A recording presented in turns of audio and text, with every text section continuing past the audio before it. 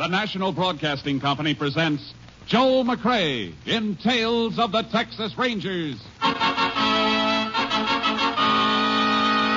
Tonight, transcribed from Hollywood, another authentic reenactment of a case from the files of the Texas Rangers. Tales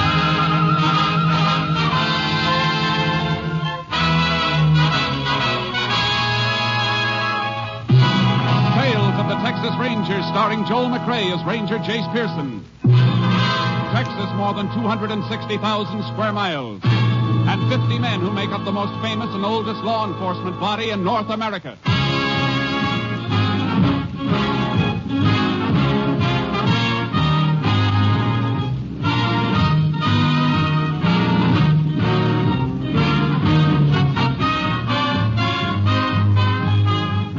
Now, from the files of the Texas Rangers come these stories based on fact. Only names, dates, and places are fictitious for obvious reasons. The events themselves are a matter of record.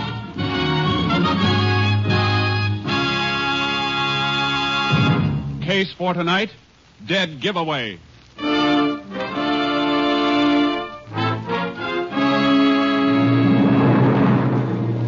It is 1:30 a.m., December 4th, 1945. A single light glows in the living room of a farmhouse 4 miles from the town of Ashton in West Texas. Inside the house, a frantic young woman tries to place a telephone call. Operator. Oh, please. Operator. Thank heaven. Operator, get me the sheriff, quickly. Is that you, Mrs. Deneen? Yes, hurry. Oh, this is Mary Lou, Mrs. Deneen. I'm working nights now. Is something Mary Lou, wrong? stop talking and get me the sheriff. Oh, all right.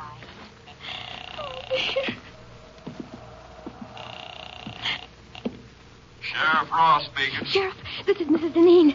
You've got to come out to my house right away. Right away. Now, take it easy, Mrs. Deneen. What seems to be wrong? Somebody's prowling around outside, trying to get into the house. Isn't your husband there? No, he went to Abilene on business. Something woke me up, and I thought at first it was the baby. And then I heard a noise outside. Mrs. Deneen, what is it? Somebody came in. I'll be right there. Who are you? What do you want? Please!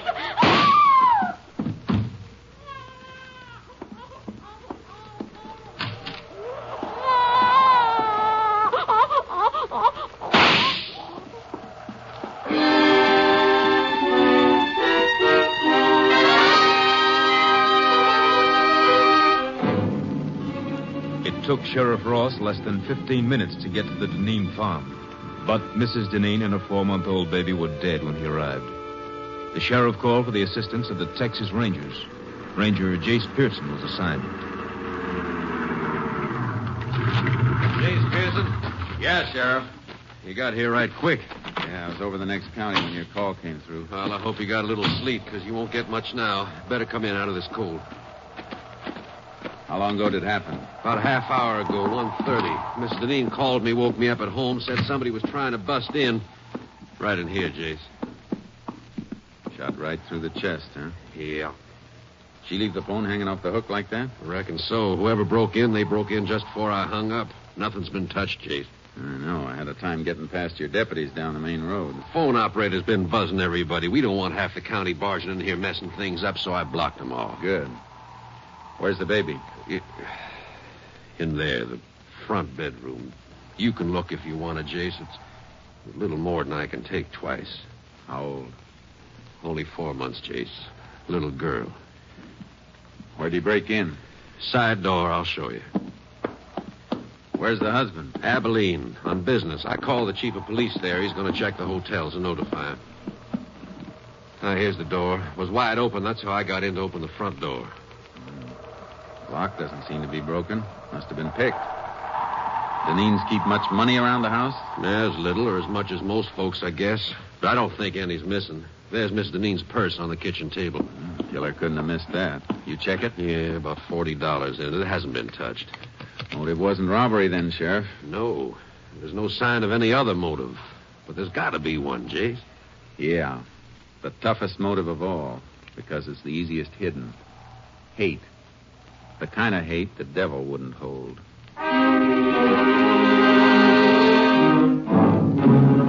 We went through the rest of the house, but we didn't find anything that would help us until we got outside. It's cold tonight, Jace. Ground's frozen hard. Yeah. If we find a trace, it won't be much. Keep your flash close to the ground. All right.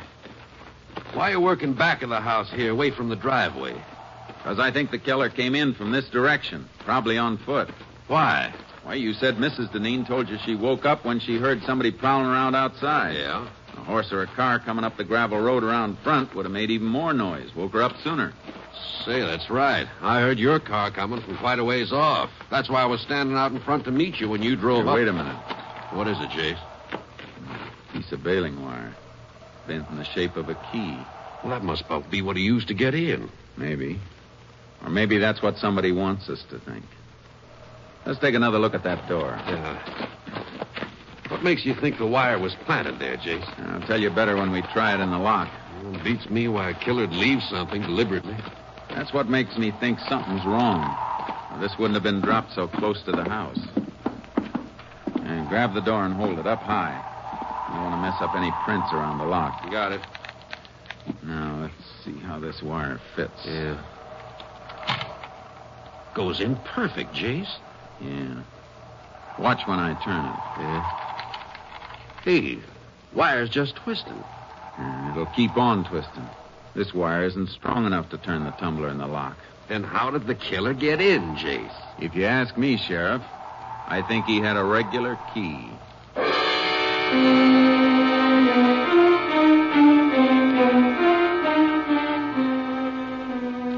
I put in a call for a fingerprint crew, and the sheriff called to have the bodies picked up for autopsy.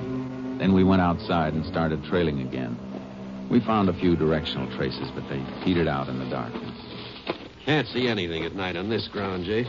Try cutting back and forth a little further. Yeah, all right. Man we're following was weaving, trying to throw us off. It just makes it tougher to track. He's got to be headed for someplace, some definite direction. We might as well establish which direction. Yeah. Guess there's nothing much we can do except this until we have some daylight. Save us an hour in the morning. Then we can track on horses without wasting time finding out which way to go.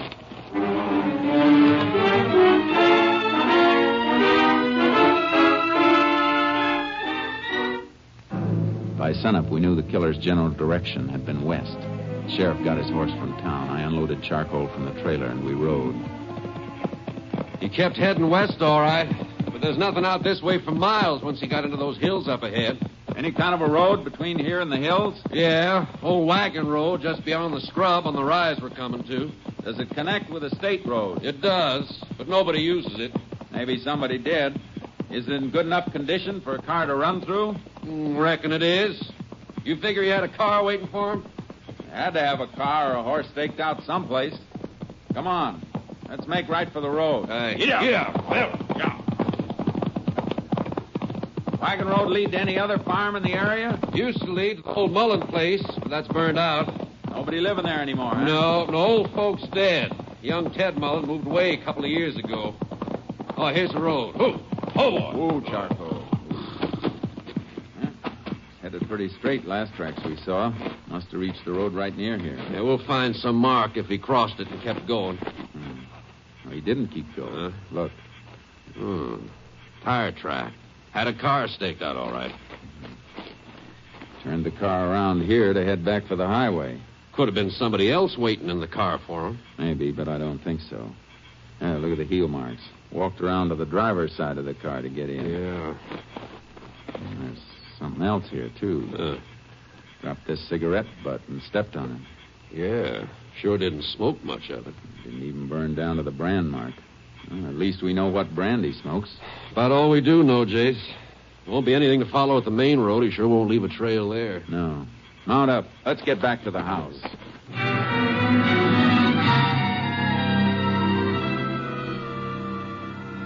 We rode back to Deneen's. As we came to the farm, we saw a couple of cars that hadn't been there when we left. Looks like company, Sheriff. The car next to mine belongs to our lab. The others must be the coroner's. Oh, coroner ought to have been and gone by now. Nope, no, that isn't the coroner's car, Jace. Blue sedan, that belongs to Walter Deneen. The husband? Yeah, must have got back from Abilene. Yeah, it's Deneen, all right. There he is, sitting on the side porch.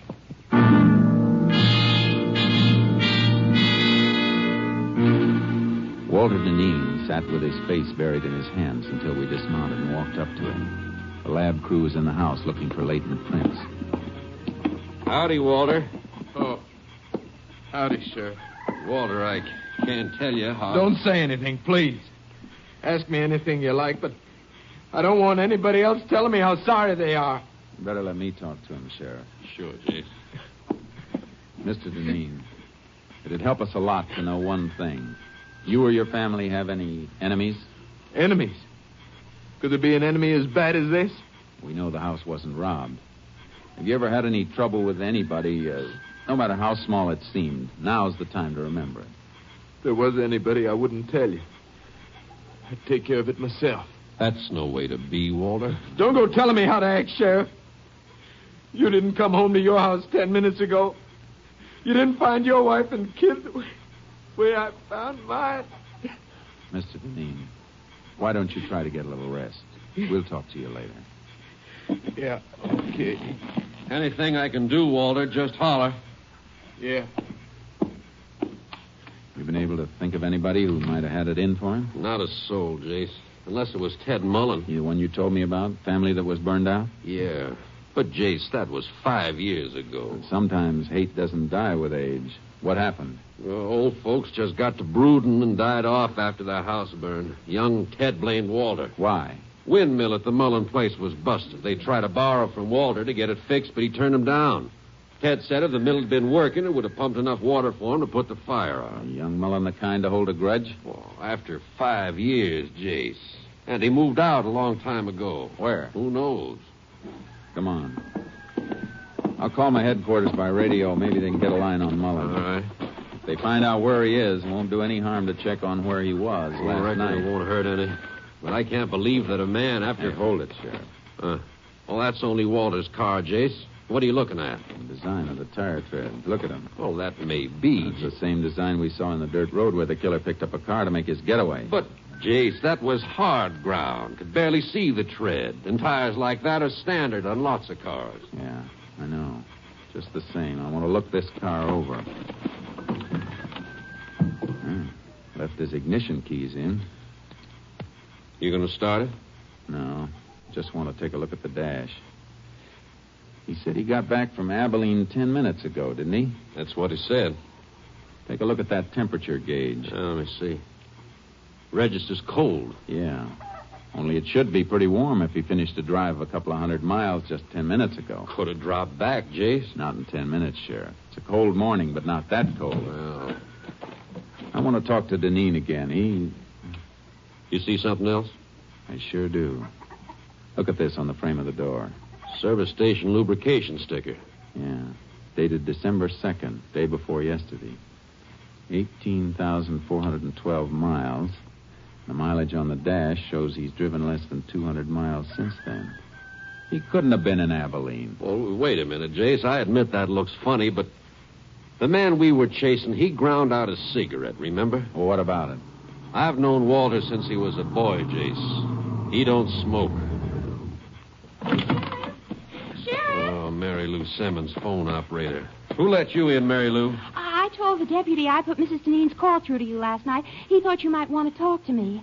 Ain't it just awful? You talk to her. I was still on the line after you hung up, Sheriff. I heard it all, the shots and everything.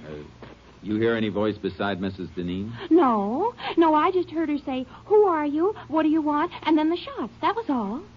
You sure she said, "Who are you"? Oh, cross my heart. I heard it as plain.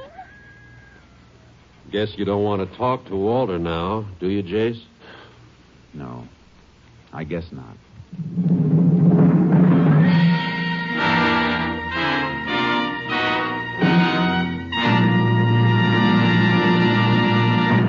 You are listening to Tales of the Texas Rangers, starring Joel McCrea as Ranger Jace Pearson.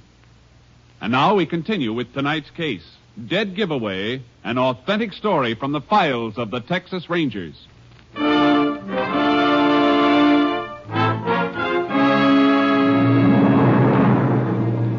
didn't want to question Walter Deneen until I'd had a chance to check on his movements. The sheriff and I drove into town and called the Abilene police. The answer didn't fit. Don't think there's any doubt about who he was, Ranger. Okay, thanks. Thanks very much. Well, guess that does it, Sheriff. Deneen was in Abilene, huh? Uh-huh. Checked into the Harris Hotel yesterday about noon. Checked out again at 2:10 this morning, right after the police notified him of the murder. Police could have spoken to anybody on the phone. And they didn't tell him by phone. Police sergeant went up and told him direct. Oh. Description of Walter tallies, too. Yeah, but there's something that doesn't tally, though. Mileage on that car. Could be something wrong with the speedometer cable. Happened in my car a few weeks back. Maybe.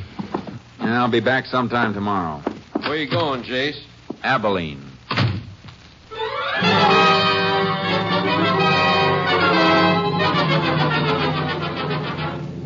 As soon as I hit the highway, I put in a shortwave call to headquarters, station KTXA. Unit 10 to KTXA. KTXA. Go ahead, Unit 10. This unit en route to Abilene. Request Abilene police secure names of all contacts made by subject Walter Deneen, registered Harris Hotel there yesterday. Will do, Unit 10. Unit 10 sent piece of wire back to lab for examination. Any report yet? Not yet. Wire and fingerprints both under study. We'll keep you informed. 10-4, Unit 10, clear. KTXA, Austin.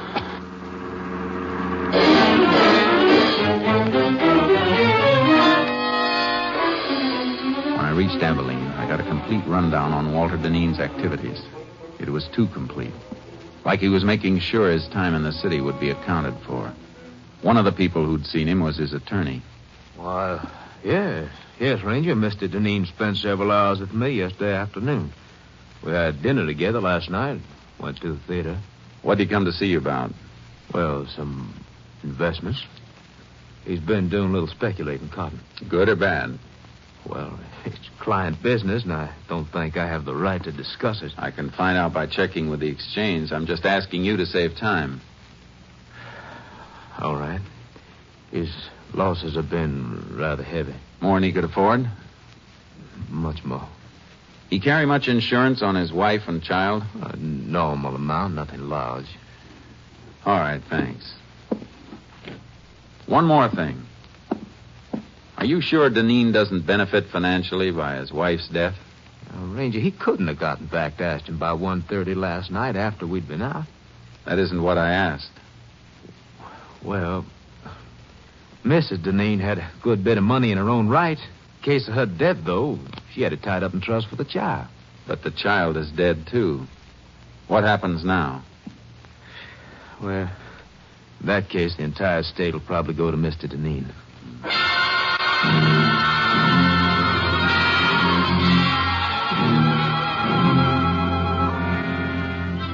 I made one more stop before I headed back to Ashton. I paid a visit to the garage at the Hotel Harris. I keep the location of all guest cars on this index rack so we'll know which stores they're in when they want them. Was Walter Deneen's car in here yesterday? Deneen? That's D-I-N, isn't it? Uh-huh. No, there's no record of it. Was he a guest at the hotel? Yes. Is there any parking lot around here he might have used? Not convenient to the hotel, and parking is free here for guests, so I don't think he'd use a lot. Neither do I. Thanks.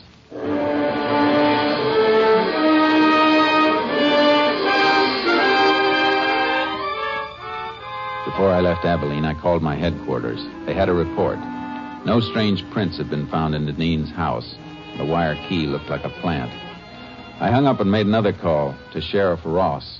I'm beginning to wonder about Walter myself, Jace. Why? He's been kind of curious about where you are. I told him you went to Abilene, just to see if it'd draw him out. Good. How'd he react? Kind of nervous. Then he said something about flying up to Abilene and back. Of course, he never did say he drove it. No, but he gave the impression that he drove. Well, even so, he was there when the killing took place. Yeah, but the killer had the use of Deneen's car. Can you get your hands on the car? Well, it's over in back of the funeral parlor right now. That's where Deneen said he was going just a few minutes ago when he stopped by to ask about you. Well, grab that car and check it for fingerprints. I'll be there as fast as I can roll.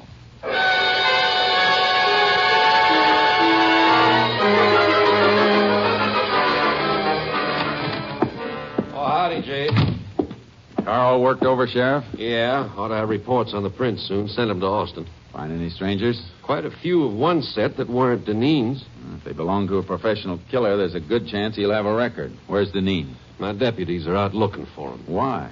I thought he was at the funeral parlor. So'd I, until I went in to look for him after we finished on the car. The undertaker said he'd left more than an hour ago by the front door. Must have spotted you working over the car. Come on, let's find him. Yeah.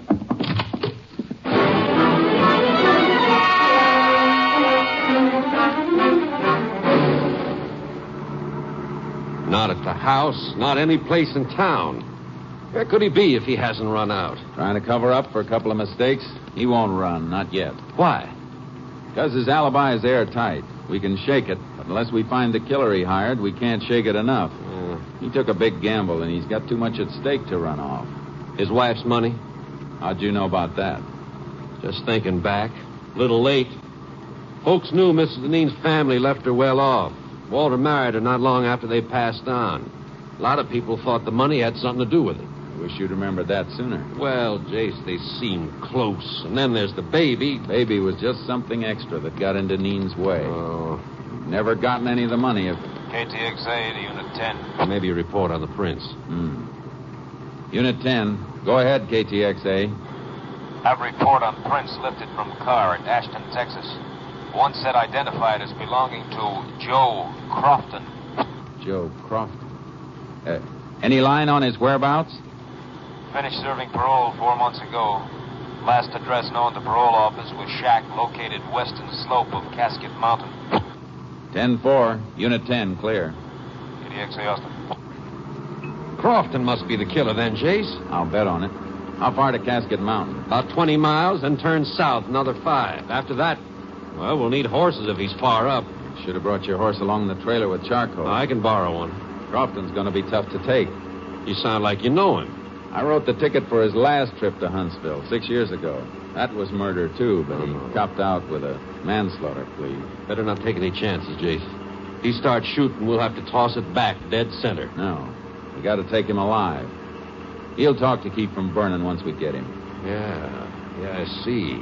If Walter Deneen paid him to do the job, he's the only one who can break Deneen's alibi. That's right. So no matter what happens, we got to take him alive.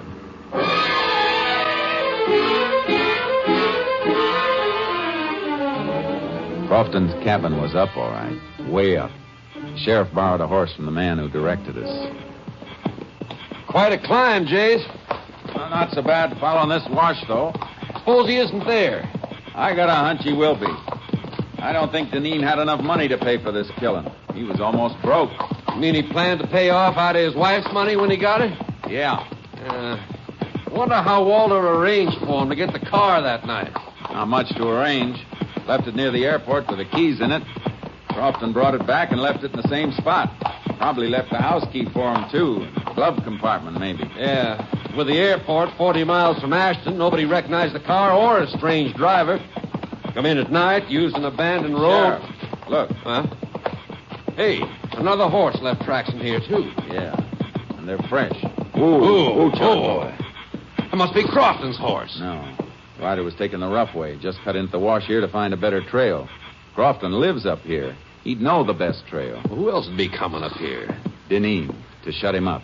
Come on. Yeah, here, boy. Not too fast, Jace, or we'll spill. You gotta risk it. Too slow, we'll be too late.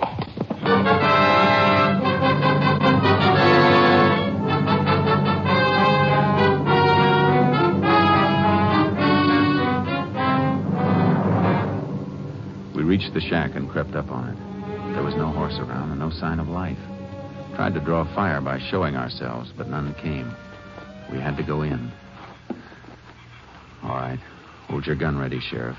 And don't come in till I call you. Right, Jace.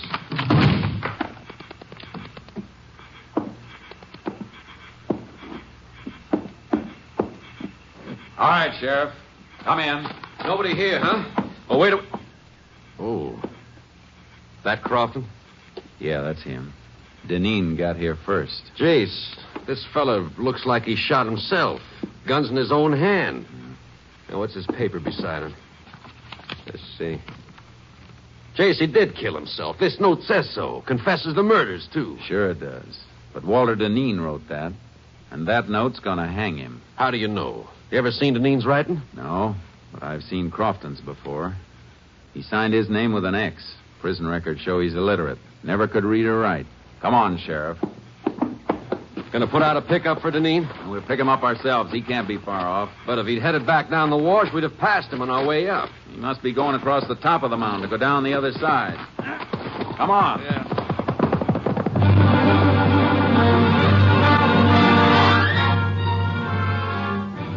We raked our horses as fast as they could move. We spotted a rider ahead of us as he topped the slope. He heard us because he looked back, then whipped his mount and disappeared. He knows we're on him.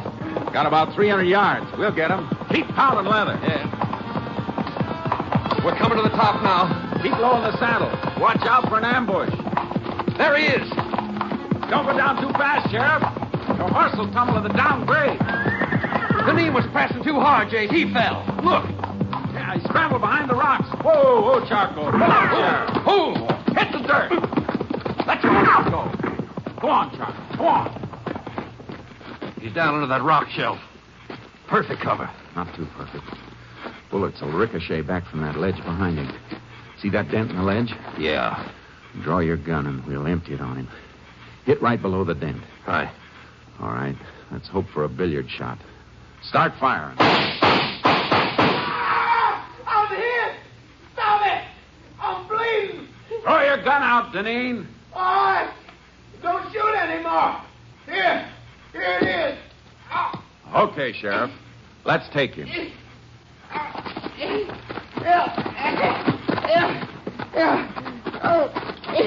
I'm hit.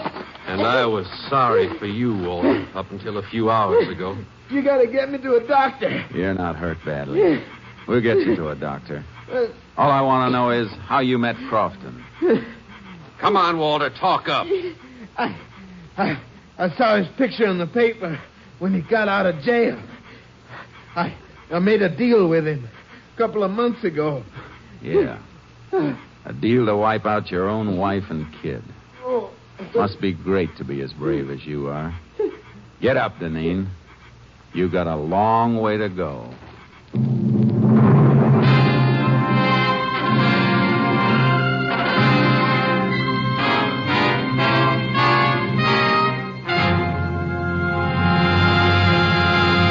Walter Deneen confessed and made a plea for clemency. It was not granted. And on the 11th day of October, 1947, he died in the electric chair at Huntsville.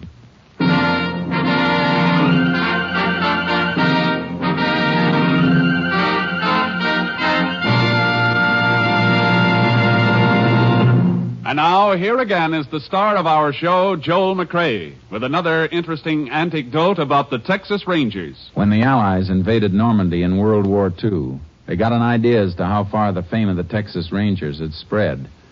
Both surrendering Nazis and liberated Free French said they knew the war was as good as over because the Texas Rangers had landed. Of course, it was the heroic American Ranger troops who made the landings. But nothing could convince the Nazi war prisoners that these were not the terrible Texans they'd heard about in many American legends. Good night, folks. See you same time next week. Next week, Joel McCrea in another authentic reenactment of a case from the files of the Texas Rangers.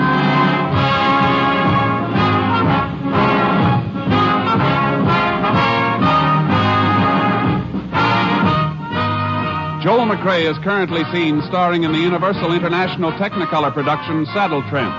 Tonight's cast included Tony Barrett, Lorene Tuttle, Mike Barrett, Hal March, and Paul Frees. This story was transcribed and adapted by Joel Murcott, and the program was produced and directed by Stacy Keach. This is Hal Gibney speaking.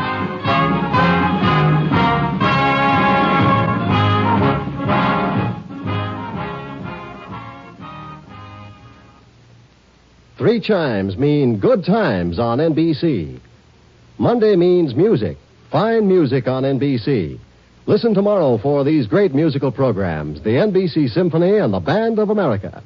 Be sure to listen Monday as Milton Katims conducts the NBC Symphony Orchestra in a full-hour concert of the finest music on the air. And listen, too, for Paul Laval conducting the Band of America every Monday on NBC.